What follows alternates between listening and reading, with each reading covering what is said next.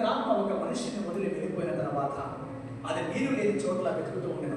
తనకి విశ్రాంతి దొరకనందున తను వదిలి వెళ్ళిన ఇంటి దగ్గరికి వచ్చి అది ఊడ్చి అమర్చి ఉండ చూచి చెడ్డమైనటువంటి మరి 7 దయ్యాలు తీసుకొచ్చి ఆ ఇంట్లో కాపురము ఉంటాయంట.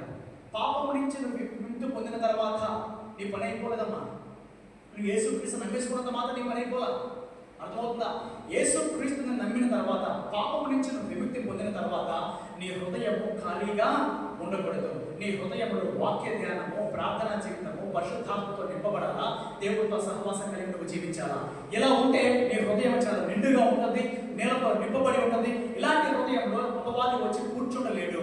నేను యేసు ప్రభువును నమ్ముకున్నాను అని చెప్పి ప్రార్థనా జీవితం లేదు, వాక్య ధ్యానం లేదు, పరిశుద్ధాత్మతో నింపబడటం లేదు, దేవుడితో సహవాసం లేకుండా ఖాళీగా ఉంటే నామకార్థ క్రైస్తవులుగా ఉంటావు. నీలో 7 చక్కమైనటువంటి దురాత్మల నుంచి నివాసము చేస్తాయి. నువ్వైతే క్రైస్తవురాలవే, నీ వల్ల క్రీస్తు నామానికి అవమానం, నీ వల్ల చుట్టుపక్కల ఎవడో కూడా సంఘానికి రాడు.